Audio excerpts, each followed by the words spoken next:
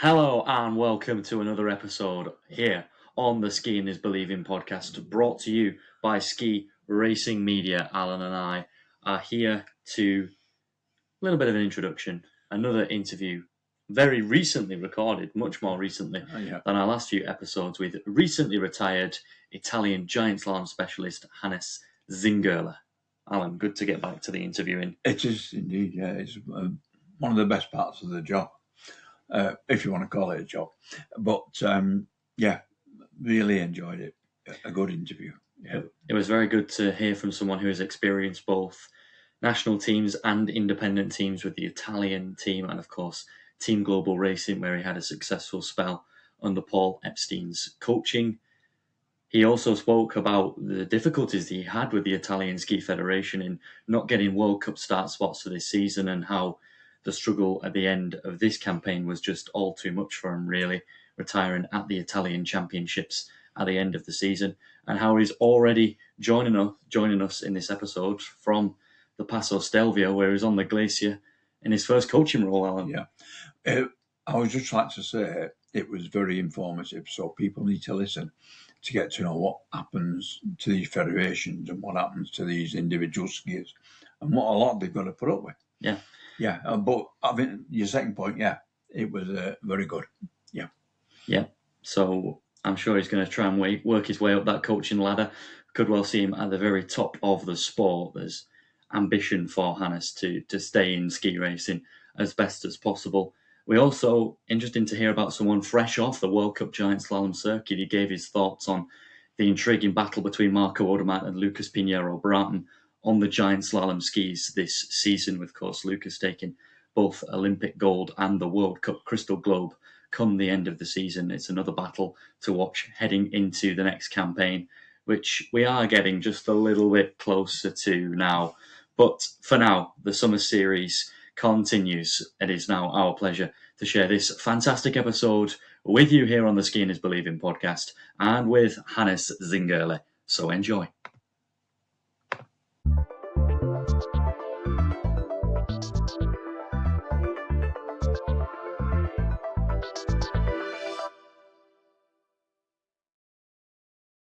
Hannes, welcome to the Skiing is Believing podcast. How are you doing? Hi, Matt. Thank you for inviting me to your podcast, and it's a pleasure for me to join it. And I'm doing fine. I have had some off period in the last couple of weeks, and now I'm back with new challenges as a skiing coach, and that's why I'm currently on the Passo Stelvio in Italy, and I just spent my first days on the glacier. Yeah, we've been texting the last few weeks, I believe. After finishing your career, you had a bit of time in Brazil, and now you're back to it. So from one extreme to the other and back again. Yes, exactly. Yeah, exactly. I wanted to take some time off and do a quick vacation, and just to refresh a little bit my mind after some tense weeks at the end of the season, which were filled with obviously ski racing but also a lot of emotions, obviously, because I've done this, because I closed one chapter of my life that was the ski racing chapter, and now we are ready to open a new one with still the same attitude, but with new tasks, I would say. And how excited are you to be there on the Stelvio, albeit in a much different role? I mean, I'm pretty excited because I really like what the alpine skiing world and the people that create it. Obviously, there has been highs and lows through my career, and I've had to deal with stuff that I didn't like, but I think that's also what can give me like a better or a wider horizon on alpine skiing that most people don't have, because they haven't had the opportunities that I have had through my career. Especially, I mean, I've raced more or less all the type of races that you can race. I've been part of all the national teams. I've been part also of a private team. I've been part of the gruppi sportivi, so called in Italy, that are like police officers. And I've had a lot of experience, I would say, through my career. And now I would like to put all these a little bit together and just take the best from each side, make it a good one, and try to give my help to the future generation of ski champions. That's very good. Paul, you want to jump in? Yeah, I was going to say, what age bracket are you dealing with to start with in your coaching? Yeah, they are already developed athletes. They are already in the FIS program. Most of them have already raced European Cup races. Some of them will race World Cups. Yes. Yeah. Some of them will race World Cups, and some will still be on the FIS races and European Cup races as well. So especially it's a good level. Yes, it's a good level. Good it's level. A high level. Good level. Exactly. Yeah, it's a high level. Yeah. It's a high level athlete. So what are you hoping to bring to these young athletes?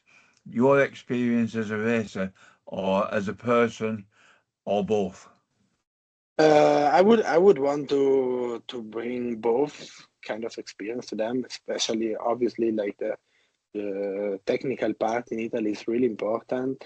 A lot of coaches in Italy that are developed really well on the technical side, but I would also like to connect it with like the mental side and the spirit that I have had the privilege to work with in a private team such as Global Racing, and bring also a little bit like the American mentality to this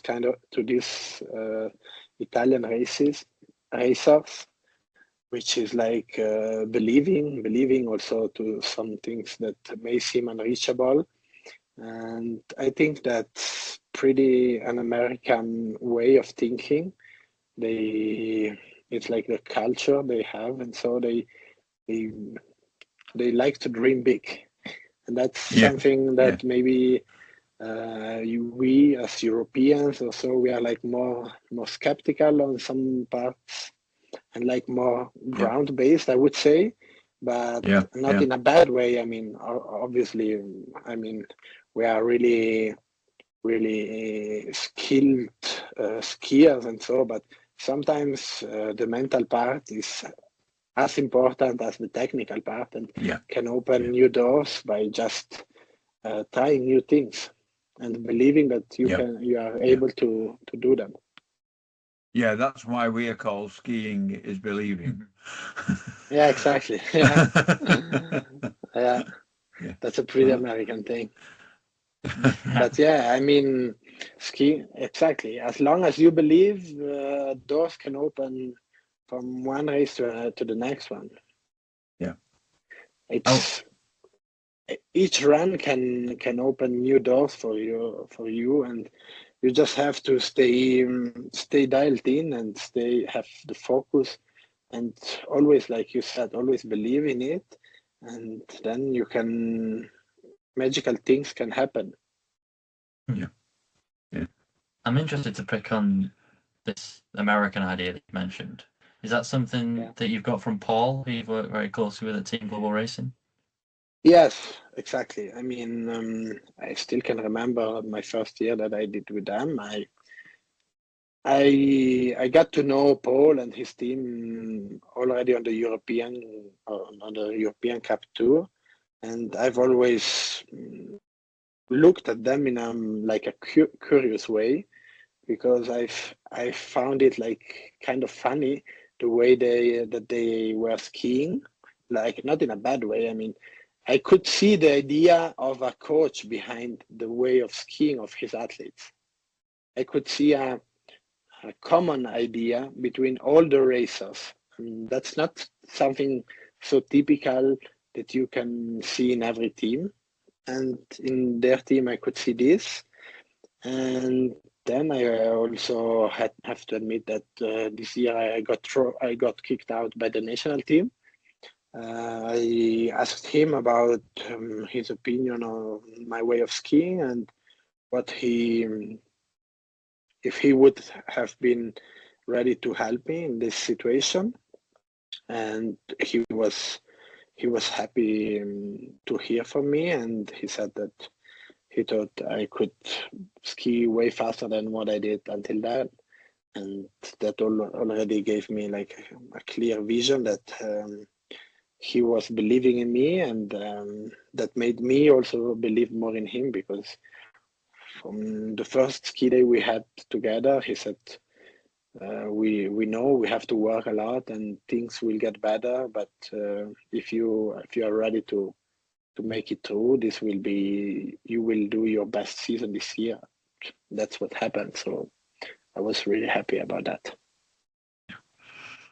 And having now worked with him, can you see how that method did work so successfully for yourself, but also the way he's been able to kind of take Sam's level to take Sam to the next level, and how that worked so successfully? Obviously now Team Global Racing doesn't exist, but are you expecting him to transfer that success to with the Americans now? Yeah, I mean, I wish him just the best of luck with his new adventure as a head technical coach in the US ski team, and obviously also with Sam, he did an amazing job, because I mean, Sam is a really talented skier, that's for sure, but he has improved a lot over the last couple of years, especially I would say in his way of being consistent throughout the season. And that has established him between the best 15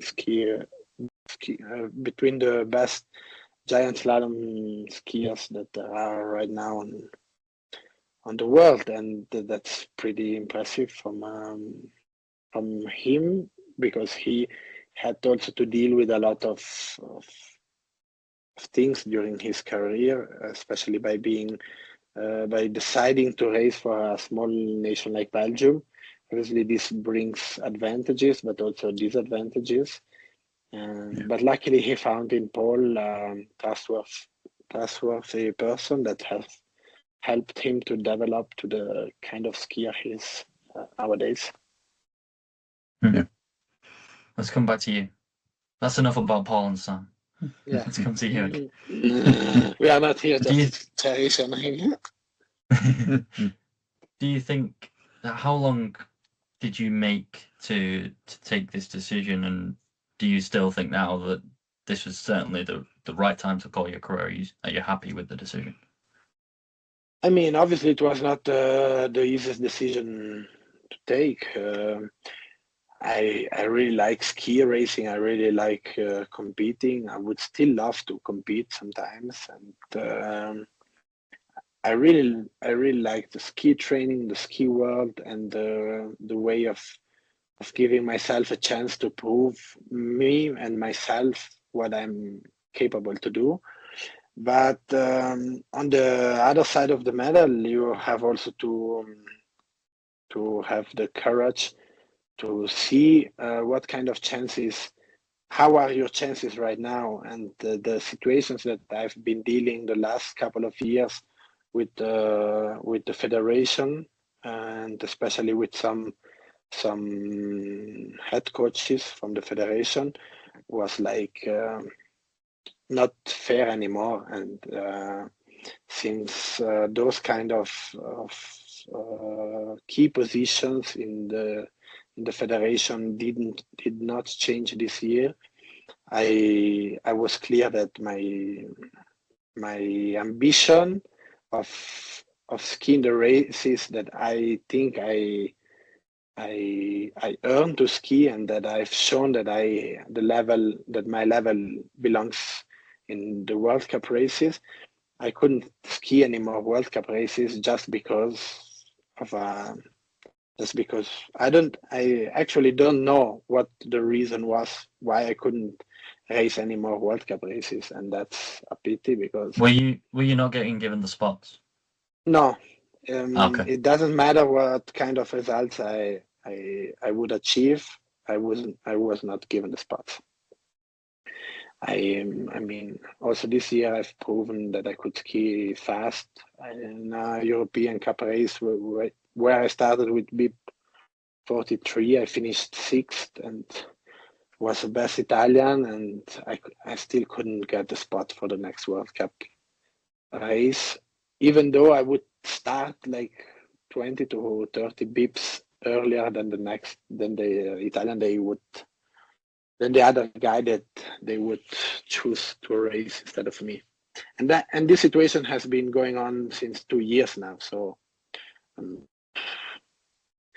I've also raced some European Cup 2 years ago, where they said the night before, that those kind of races would have been the qualifying for Schladming, like in a week, and I finished eighth, like 3/10 from the podium, and they picked another guy which finished 23rd or 22nd, more than a second behind me.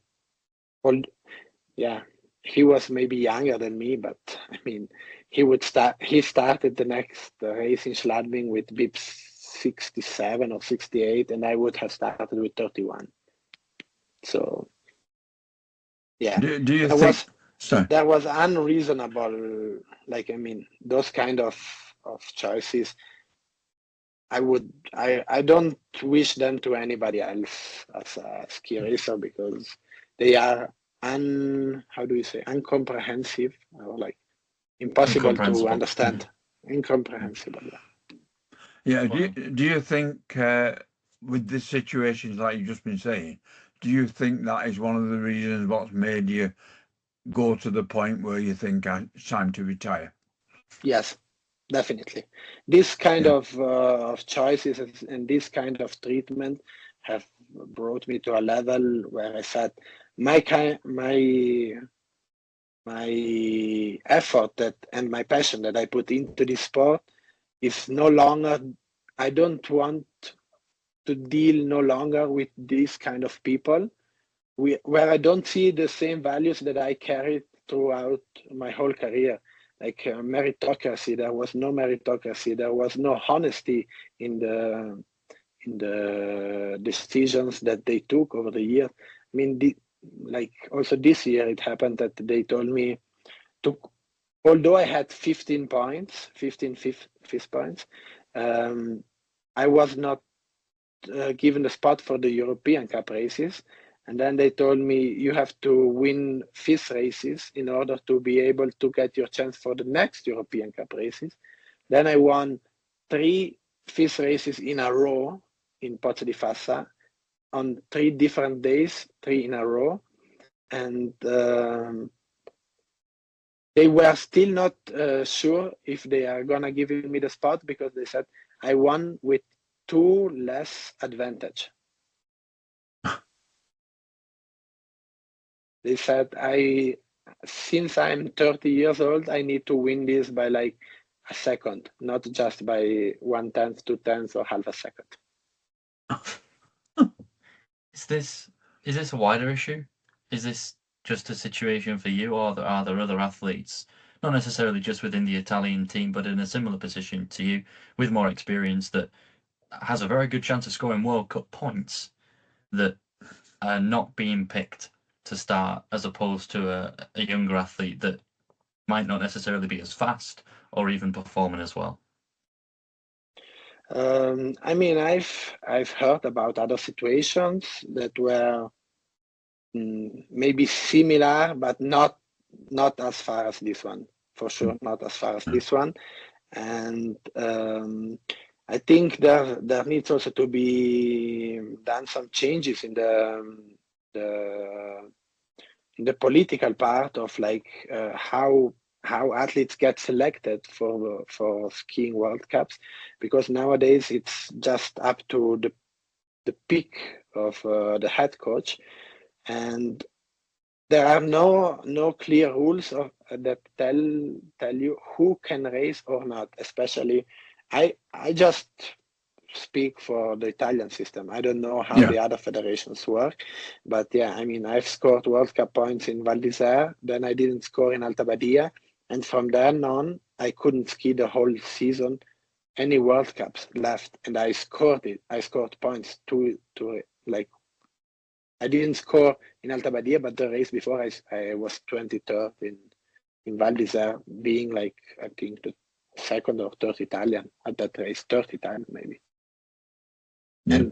And so I created a spot for the nation, but the spot that I created was taken by other guys that didn't create a spot for the next year. So yeah, this is I think this is a lack of meritocracy in the system. Like I mean, there shouldn't be possible that people who are like ranked, who scored. I mean, I would put like a rule that is like, if you open a spot for your nation, and your nation doesn't have maximum spots, like doesn't have the 8 spots, so one of those spots is yours, and there is still one quota for each nation that is gonna given to a younger kid, or like to someone who deserves it in that moment. But there shouldn't be the option to just not let people race because you don't like them. Yeah, I was going to say, although it hasn't been a good experience for you, maybe it will be good for you in a sense that you can pass on when you get to a higher position in coaching, which I'm sure you will. Then you'll be able to pass on and make sure that this doesn't happen to other people. Yes, exactly. That's also my way of thinking. I mean, I've never how do you say, I've never stepped back from my way of thinking and my positions just to get like a good to be in a good eye, or like say something that I don't believe in, just, or like do some kind of strange behaviors for that. You stick with the morals, with your morals. Yes, exactly. I stick with my values and with my morals, and although I paid the price for it, and I'm sure that I could have had maybe I could have had better chances if I didn't stick with my morals and with my values. But I'm pretty sure that I may be one of the list of athletes who were treated this way and who missed out on their opportunities. But I hope that one day this if everyone speaks out on this kind of problems, and so that someday there will be new rules, new people, new leaders that have different values and different criteria, and that this will change the skiing world to a better and more equal world for each racer. Yeah, good. Absolutely. Very good. Yeah. Let's talk some positives, shall we, Hannes? Yes, shall we? Let's talk some positives. Having now had a couple of months to kind of let it all sink in, and I usually ask this as a quick fire question, but what's the best moment of your career looking back? Looking back, I would for sure say Schladming 2023, when I crashed to the finish line, but I scored my since then best World Cup result by finishing 14th with starting bib 58 and being the second fastest or third fastest on the second run. Very good. You liked it in Schladming, didn't you? Yeah, I liked Schladming, that's for sure. I don't know why, but yeah, the slope suited me well, and I mean, at that time I was skiing probably my fastest skiing that I've skied my whole career. And what's the situation? How do you feel about the situation on the World Cup tour? now, particularly in giant slalom, and maybe what are some of the things you've seen change over the course of your career compared to where they're at now? I would say that from my first years that I started racing World Cups, which was 10 years ago now, was in 2016. I would say that probably the major changes that I've seen was about the surface preparation.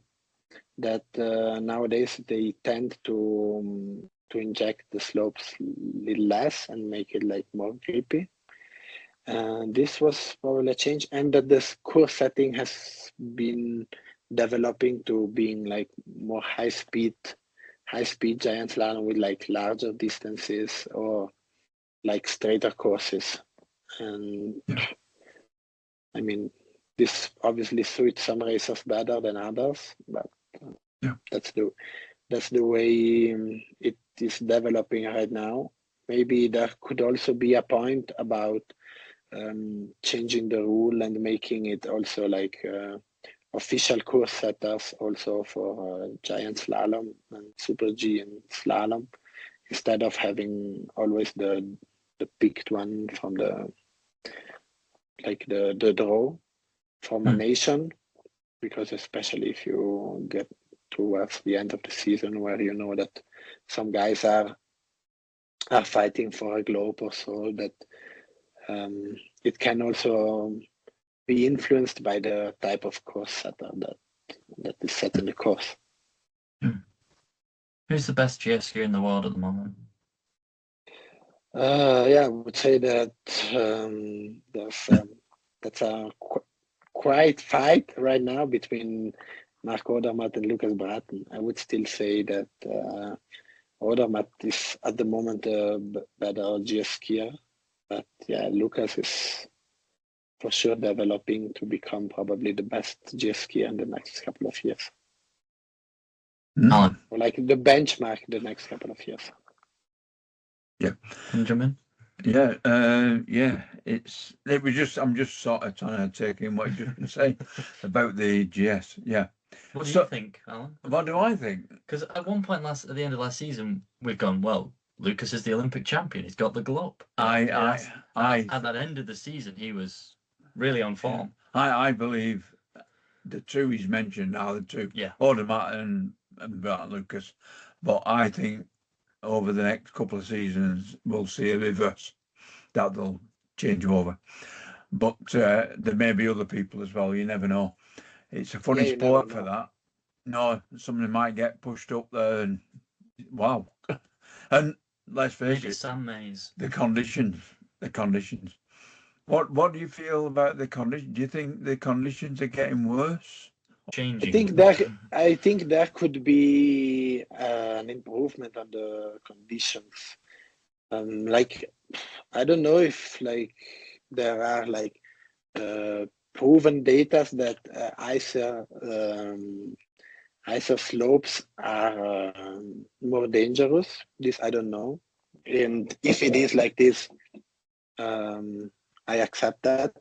But for sure, I would say that the chances for higher bips are smaller with grippy snow, especially if it's a compact grippy snow, it's still good. But we have had also races where you could say that like after bip 30, the conditions were becoming always rougher and tougher, and that makes it not as equal as it would be nice to have.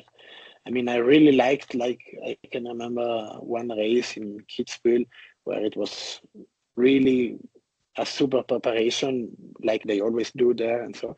And Lucas, I think, with bip 30, just right after 30, went into the leading position.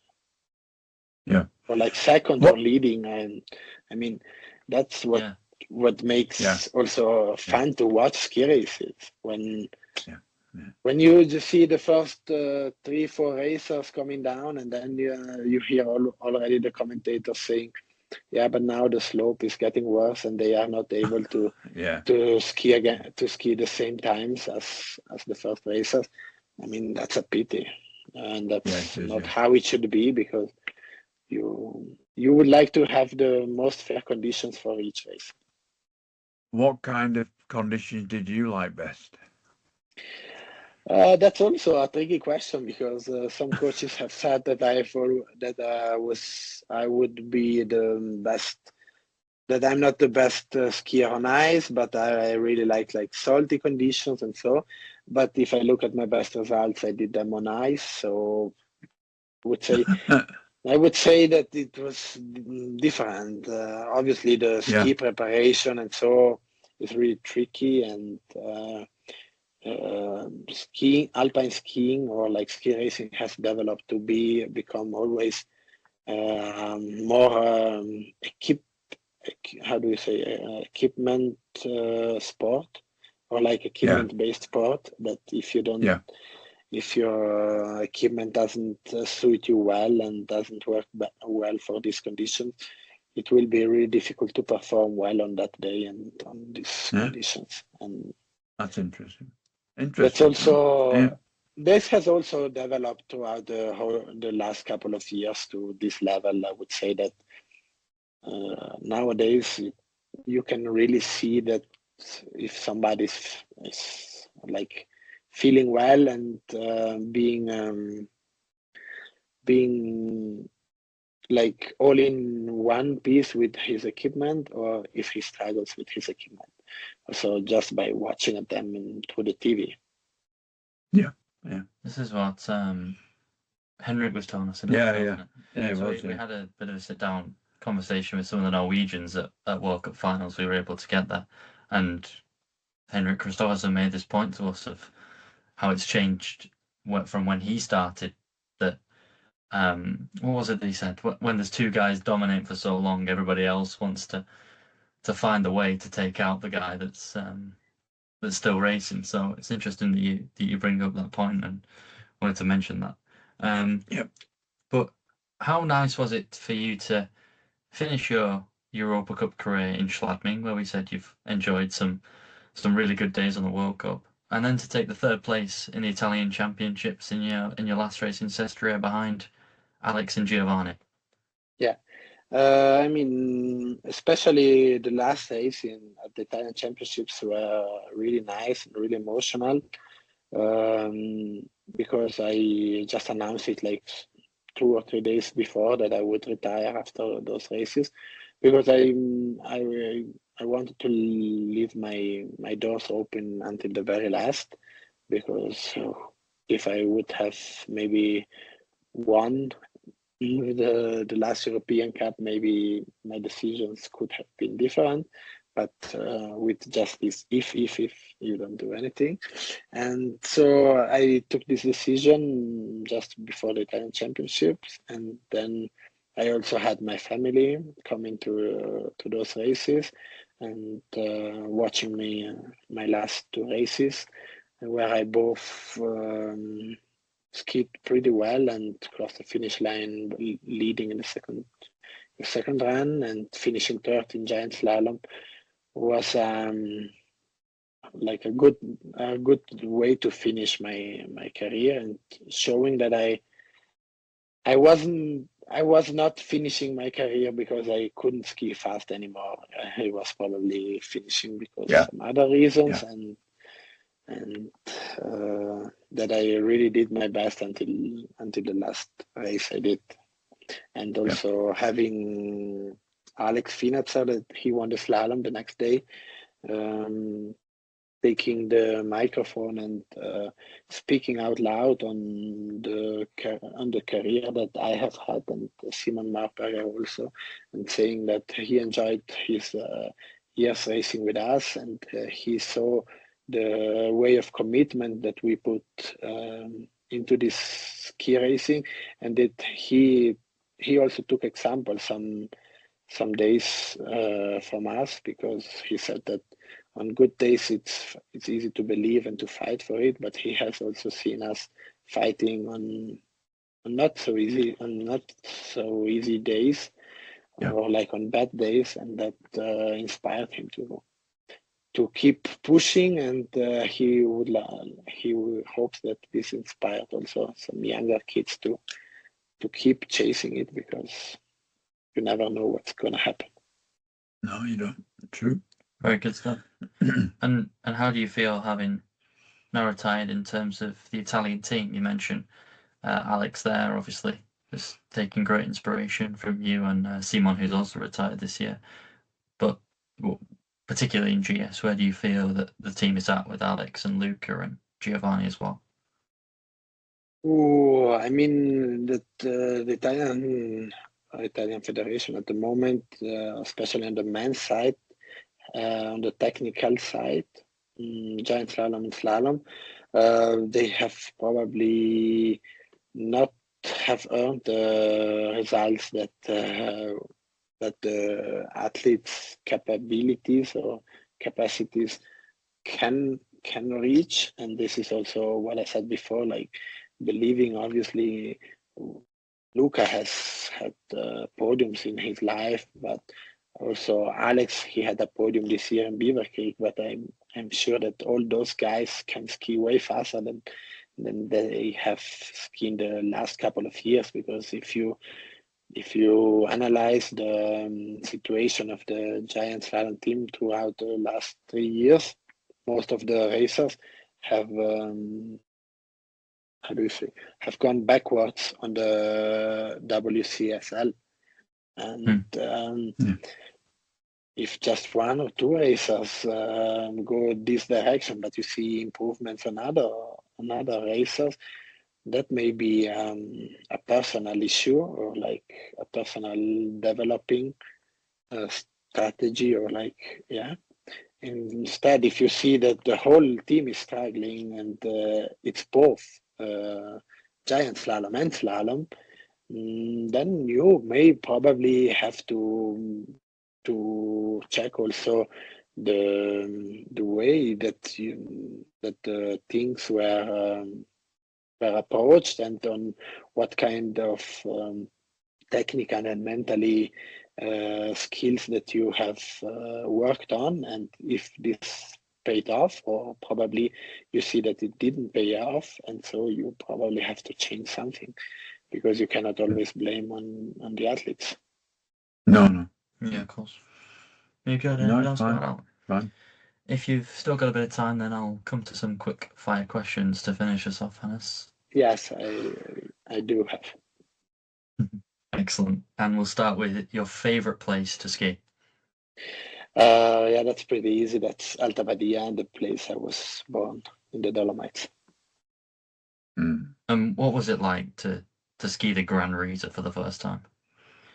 Yeah, for sure. It was a childhood dream, because I always watched this race since I was a kid, and I got inspired by the champions winning there, by Body Miller. I can remember I was chasing him for an autograph, or by Max Blardone and Simoncelli, those years when the Italians were pretty strong on this home slope. And having this race so close to my home has for sure also given me the fire and the motivation to work for the dream, and to be able one day to score World Cup points on this slope, and to cross the finish line with a green light. That was a dream of mine, and I achieved that one. And that, for these small things, I'm really grateful. Very good. We've had your best moment. We've had that one. So I'll move on to your best friend in ski racing. Oh, yes, that's a tough question, but I probably have to say the friend that I shared the most emotions with is probably Simon Markberger, because we started racing against each other, or together, or against each other, since we were, I think, 7 or 8 years, and we fought to all the levels of ski racing together, until we made all the teams together. We made the regional team, we made the junior team, we made the the European Cup team, the World Cup team together. Then we made the Caribinieri team together, and we also quit at the same races. So that I have, and nowadays we are here together coaching. So that's also pretty interesting. We share a lot of passions, and we both have been through highs and lows, and this has how do you say, like, linked us pretty pretty strong. Yeah. The time at Team Global together as well, right? No, I did no. it 1 year, then he did Just after. the next. Yes, he did it after because I went back to the national team.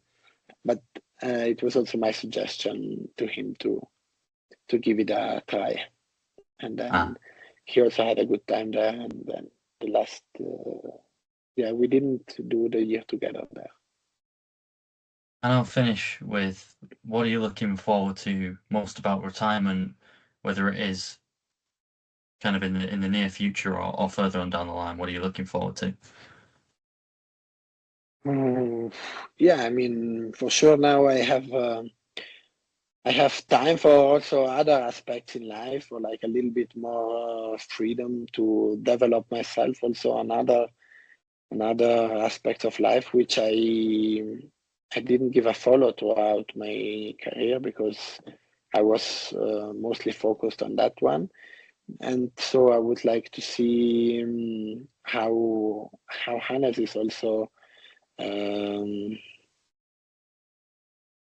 developing outside of like the skiing world, which may be like in the, some other some other aspects, like, I don't know, maybe building something for myself, or like, being an entrepreneur, or like this, seeing how I can take those skills that I got from the alpine skiing world and from my career, my skiing career, into also other chapters of life, which may be, yes, especially like, I would say, in the entrepreneur things, or maybe also family in the longer future, because now I'm not ready yet for that chapter. Of course, it's exciting. It's exciting. Well, thank you so much for your time. Really appreciate you joining us here in the middle of a coaching camp, and I really appreciate you kind of realizing that your dream might not be able to be fulfilled anymore, and now turning that into fulfilling other people's. So it's inspirational. Thank you so much. Yes, thank you so so much for your invitation, and I will give a listen also to your next podcast. Thank you very much. Thank you very much. Thank you. All the very best. All the very best. Thank you very much. Thank you very much. Welcome back to this episode of the Skiing is Believing podcast, officially brought to you by Ski Racing Media. Well, there's a lot happening in the world at the moment. Wimbledon's on, we've got Djokovic on as we speak, in fact.